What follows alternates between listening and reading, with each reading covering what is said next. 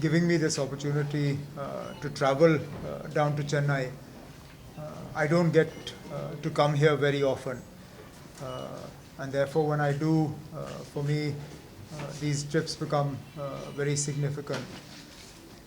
The only thing I will say is that we don't get enough visitors from Chennai and from the rest of Tamil Nadu to Jammu and Kashmir.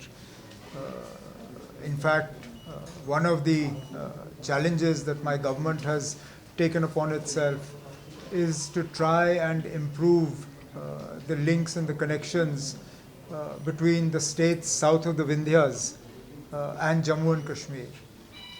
And therefore, we hope that in the months and years ahead, we will see more film shootings from this part of the country and more people coming to Jammu and Kashmir for their holidays. After Operation Sindoor, what is your precaution taken about the protection of Jammu and Kashmir? Well, we did a comprehensive security audit of all our tourist destinations. Some of them are even at this moment not open for tourism activity, but most of the places have reopened, and we are taking all the precautions that are necessary. So you were left from the India alliance? Who left? You? No? Who said? Stay in Indian alliance? Who said we left? Okay. No. But recent day you will collaborate and you will merge with central government. No, absolutely not. I don't. This is the problem. See, not only is there a difference or a distance in geography between Jammu and Kashmir and this part of the country, there seems to be a lack of understanding as well. There is no gap or no sort of difference between the National Conference and the India bloc. We continue to remain a part of the India bloc.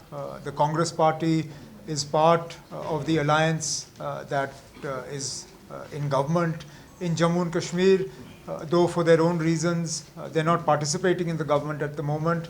They've said that they will join the government once statehood is restored to Jammu and Kashmir. But otherwise, we are very much a part of the India bloc. How is your stable relationship between Chief Minister MK Stalin and you? No, it's a very good relationship. We've always been very grateful to the DMK for the support that they have extended to Jammu and Kashmir for the issues that matter to us. In fact, I was looking forward to meeting the Honorable Chief Minister on my visit to Chennai this time, but I understand he's not going to be in town. So that meeting this time wasn't possible. Hopefully, at a future visit of mine, we'll be able to catch up. Could you comment about PM Modi going to Manipur today after 2023 violence happened? Why do you see this? Well, I think it's a good thing. There's been a lot of commentary about the fact that Prime Minister Modi has avoided traveling to that part of the country, and particularly after the violence that broke out in 2023. So as we say in Hindi, Der aaye durust aaye, better late than never. It's a good thing he's visiting.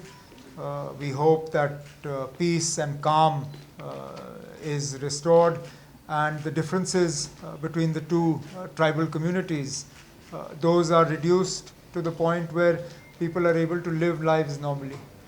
Okay? So also, what do you think about the India versus Pakistan match? Because BCCI has agreed, however, political parties are now saying it's not right for India to play against Pakistan following, especially the Pahalgam attack. But I think our problem has always been with bilateral cricket matches. I don't think we've ever had a problem with multilateral, part of large tournaments. If I understand correctly, this game is part of a tournament. It's not part of a bilateral series between the two countries. If this is a start and things can move in a positive trajectory from there, nothing like it. More often, very often, sport becomes a victim to politics. And nowhere is this more true than with cricket and the subcontinent. But you can't wish away what happens. My part of the country has been the direct victim of this. More than 30, 35 years of trouble and this year we all saw what happened in Pahalgam. These are real concerns that we have, and you can't wish them away. One more question. So on the statehood of Kashmir with the monsoon parliament sessions coming up, you've also raised your voice against the MLA being detained. Well, they're two separate but in some ways related issues. Law and order, policing, these are not part of the elected government's responsibilities. And that, I think, is unfortunate. Jammu and Kashmir has been promised full statehood by the Prime Minister, by the Home Minister, by representatives of the Government of India when this matter was being argued in front of the Supreme Court. So there is no reason why this promise shouldn't be kept. Again, this is something that should have already happened.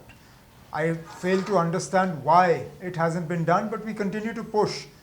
We believe that this promise must be kept and the elected government must be empowered the way the people want it to be. Linked to this is obviously the decision to arrest an honorable MLA. Whatever complaints might have been there about the conduct of the MLA, the law that you have used to detain him is absolutely, as I said, a misuse of that law and an excessive use of force against an elected representative. He should never have been arrested under this law, and the sooner he is released, by all means, if you have a complaint about his conduct, take it up with the Speaker of the Assembly. There are other ways to do it. But detaining him under the draconian Public Safety Act, where he's not eligible for bail for at least 6 months, is definitely an excessive use of force. Sir, NC parliamentary and other side government criticized, accused the party leadership of compromising the dignity in calling to fight for Jammu and Kashmir statehood and constitutional right. What is your response? No, I have nothing to say on this. We have not compromised on anything. From the day this government of mine was elected, we have stood steadfast in our belief that statehood must be restored, and we were the ones who passed a resolution in the Assembly asking for the special status of Jammu and Kashmir to be restored. We are the last people who will compromise on a mandate that has been given to us by the people. So your take on OTEP, especially with the special intensive report being implemented in... Sorry, what?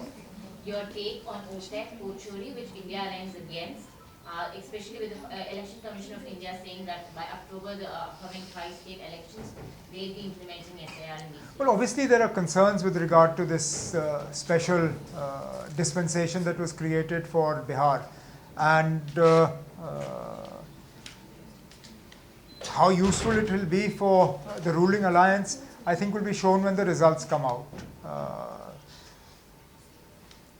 I don't have any direct connection with Bihar, but obviously one hears about the mood of the people, and it's left people in Bihar very dissatisfied with the conduct of the Election Commission. I'm not sure the Election Commission wants to do something in the rest of the country that will add to the questions over its credibility. We have always taken pride in the independence and in the impartiality of our Election Commission.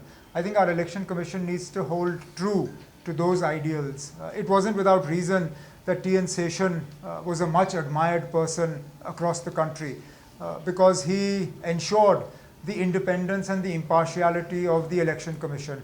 I think those are the days we need to go back to. Okay, that's it. Thanks. Time.